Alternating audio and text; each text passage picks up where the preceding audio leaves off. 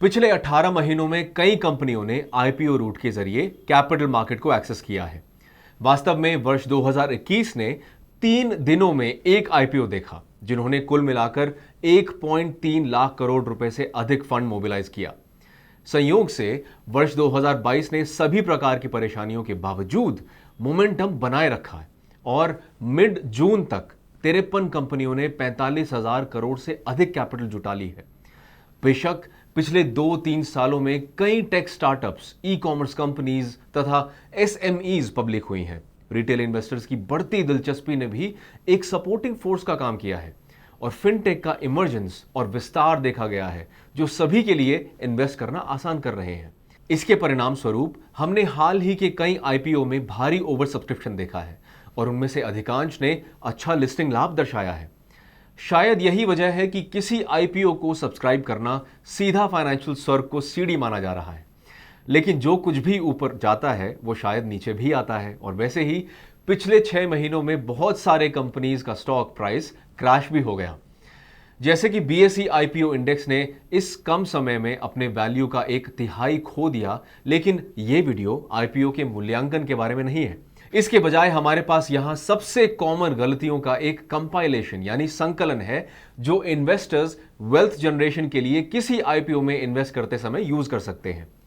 इस वीडियो में हम यह भी देखेंगे कि कैसे कुछ सरल बदलाव और स्ट्रैटेजी आपके प्रॉफिट को इंप्रूव करने तथा आपके लॉस को मिनिमाइज करने में बड़ी भूमिका निभा सकते हैं।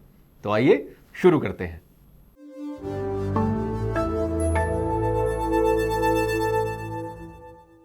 एक अच्छे आईपीओ की पहचान करने का सीक्रेट एक अच्छे रिसर्च के साथ इसे बैकअप करना है। अब लोग आमतौर पर कुछ रिसर्च करते हैं, लेकिन सच कहें तो एक बिजनेस न्यूज़पेपर में कोई क्यूरेटेड आर्टिकल पढ़ना या कोई यूट्यूब वीडियो देखने को मैं पर्याप्त तैयारी के रूप में नहीं देखता। इसलिए जब आप अगली बार इन्वेस्ट करने के लिए किसी संभावित आईपीओ को देखते हैं तो आपको हम कुछ प्रपोज कर रहे हैं। आप ये पॉइंट्स जरूर ध्यान में रखें। नंबर 1, बिजनेस मॉडल के इवैल्यूएशन के साथ शुरू करें। और यदि आप एक पैराग्राफ में यह नहीं लिख सकते कि कंपनी क्या करती है और किस प्रकार यह निरंतर पैसा कमाएगी, तो आप पहले ही रेड फ्लैग पर पहुंच चुके हैं। इसके बाद नंबर आता है यह जानने का कि कंपनी की ऑफरिंग्स क्या हैं और कंपनी का इमीडिएट तथा संभावित टारगेट मार्केट क्या है। फिर इसका आकलन किया जाता है कि इंडस्ट्री कितनी बड़ी है, कौन इसके सबसे बड़े प्लेयर्स हैं और कंपनी तथा सेक्टर के पास व्यापक रूप से कौन से रनवे उपलब्ध हैं। अब ये एक स्टेज भी है जहां आप ये जज करते हैं कि इस आईपीओ बाउंड कंपनी की दूसरों के खिलाफ खड़ी होने की क्या संभावना है। इस स्टेज में आप operating margin, cost structure, profit तथा इकोनॉमिक मोट की तुलना भी करना चाहेंगे। पॉइंट 4 कंपनी के पास्ट तथा करंट फाइनेंशियल के आकलन का है, जिसमें हम कंपनीज के long term debt, working capital requirements, contingent liabilities आदि फैक्टर्स का असेसमेंट करेंगे। इनमें से बहुत कुछ ड्राफ्ट रेड हेरिंग प्रोस्पेक्टस में उपलब्ध होगा, जिसकी जरूरत कंपनी को सेबी के पास फाइल करने के लिए पड़ती है। एक और महत्वपूर्ण क्षेत्र प्रमोटर मैनेजमेंट टीम का एक्सपीरियंस तथा स्थिरता है। आपको अनुभवहीन या लो मॉरल फाइबर वाले प्रमोटर से बचना चाहिए।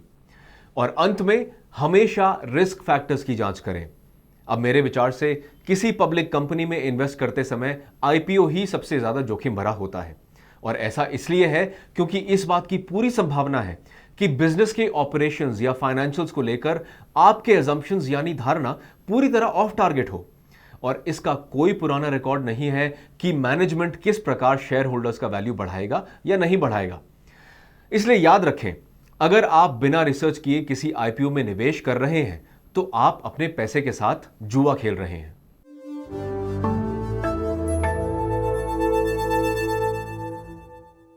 किसी आईपीओ का वैल्यूएशन शायद सभी प्रकार के क्वालिटेटिव पैरामीटर्स में सबसे महत्वपूर्ण होता है और आज के समय में यह और भी अधिक महत्वपूर्ण बन जाता है क्योंकि हम बहुत से non profitable technology enabled companies को कैपिटल मार्केट एक्सेस करते हुए देख रहे हैं। टिल रिसेंटली सेबी की रेगुलेशन सिर्फ उन कंपनीज को इंडियन स्टॉक एक्सचेंज में लिस्ट होने को अलाउ करते थे जो प्रॉफिट मेकिंग कंपनीज हों और जिनका pre tax annual profit at least 15 crore हो।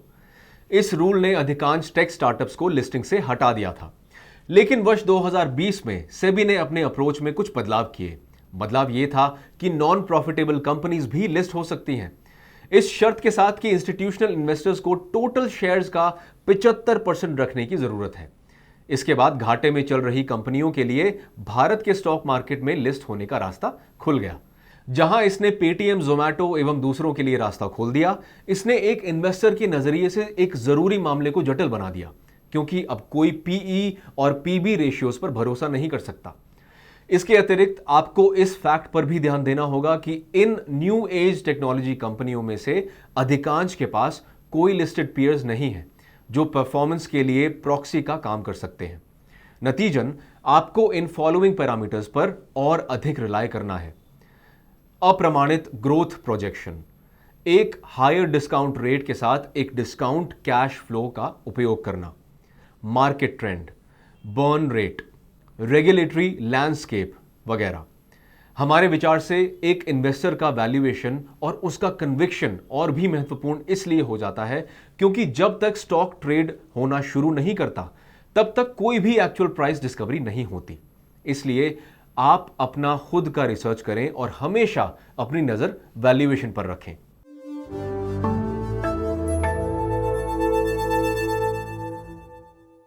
आईपीओ इन्वेस्टिंग को ड्राइव करने वाली सबसे बड़ी स्टोरी लाइन वो क्विक रिटर्न्स हैं जो आप लिस्टिंग के दिन कमा सकते हैं।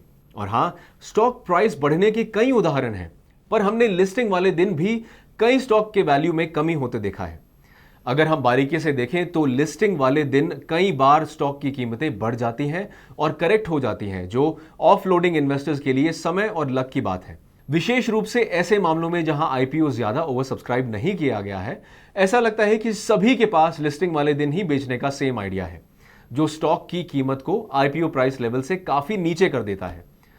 पॉइंट वही है, अगर आप लिस्टिंग के दिन अपनी किस्मत आजमाने के एकमात्र उद्देश्य से किसी आईपीओ के माध्यम से इन्वेस्ट कर रहे हैं, तो आप इन्वेस्ट नहीं कर रहे बल्कि केवल स्पेक्यूलेट कर रहे हैं।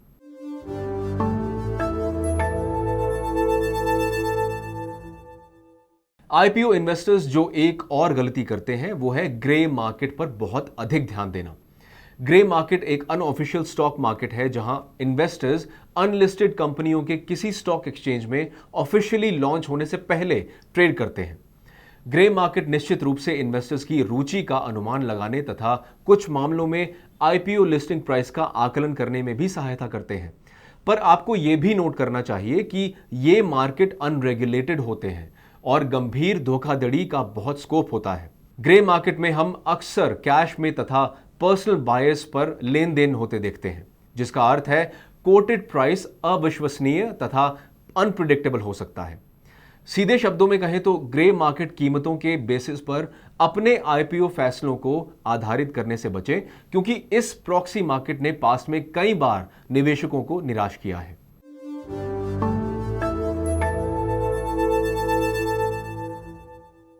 केवल इसलिए कि आपके सभी दोस्त इसके बारे में बात कर रहे हैं, ये आईपीओ को आकर्षक नहीं बनाता।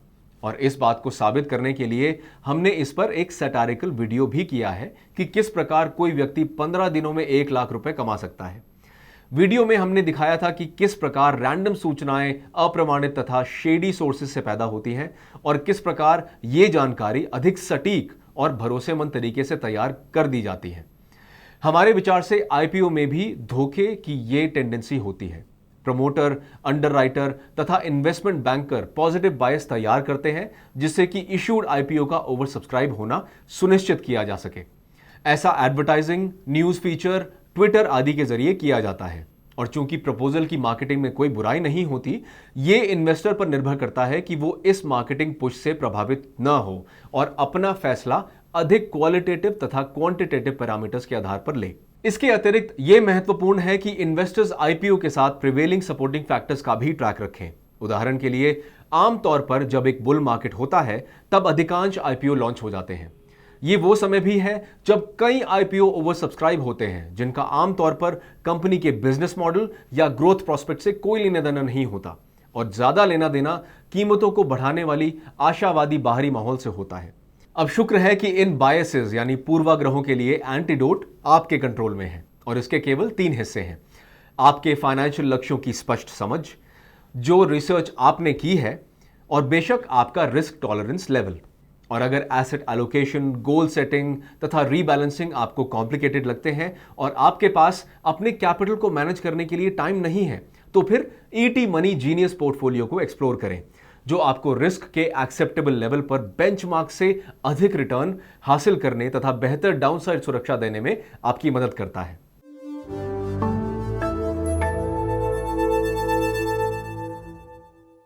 आईपीओ इन्वेस्टर्स द्वारा की गई एक और सामान्य गलती इसमें हेरफेर की आशंका के बावजूद सब्सक्रिप्शन डेटा पर अधिक ध्यान देना है। तो यहां क्या होता है? आईपीओ से ठीक पहले खबरें आती हैं कि कुछ बड़े बड़े इन्वेस्टर्स ने कुछ करोड़ रुपए लगाए हैं और कई एचएनआईज ग्रे मार्केट में इन्वेस्ट कर रहे हैं।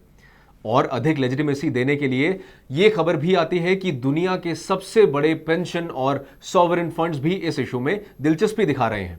इस खेल को सब्सक्रिप्शन हाइप कहते हैं और रिटेल इन्वेस्टर्स के लिए ये क्लूज के रूप में काम करते हैं कि इस गेम के कुछ सबसे बड़े खिलाड़ी इस कंपनी में इच्छुक हैं।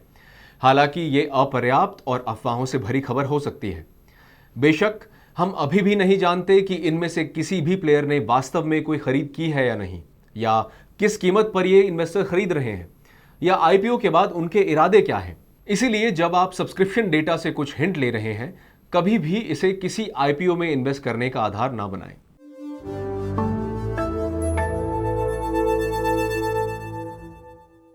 तो संक्षेप में यहां 6 गलतियां हैं जो अधिकांश आईपीओ इन्वेस्टर्स करते हैं। पहला, इन्वेस्ट करने से पहले पर्याप्त मात्रा में रिसर्च ना करना। दूसरा, वैल्यूएशन को इग्नोर करना। तीसरा, फोकस लगभग लिस्टिंग गेन्स पर करना, जो स्पष्ट रूप से गैम्बलिंग के अतिरिक्त और कुछ नहीं है।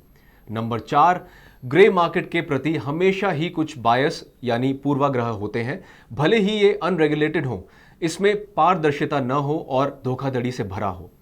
नंबर 5, आईपीओज अक्सर हाइप्ड होते हैं, पर फिर भी रिटेल इन्वेस्टर्स उनकी मार्केटिंग चालबाजियों के शिकार हो जाते हैं। और अंत में, सब्सक्रिप्शन डेटा को आधार बनाकर फैसला करना निश्चित रूप से बड़ा जोखिम लेना हो सकता है। तो यहां आपको क्या करना चाहिए? यह समझें कि आप उस कंपनी के आईपीओ में क्यों इन्वेस्ट करना चाहते हैं, और अगर आप किसी तार्किक निष्कर्ष पर नहीं पहुंच पाते हैं तो इसमें इन्वेस्ट करने में देरी करने पर विचार करें, जब तक कि आपको और अधिक जानकारी तथा बेहतर प्राइस डिस्कवरी ना हो जाए।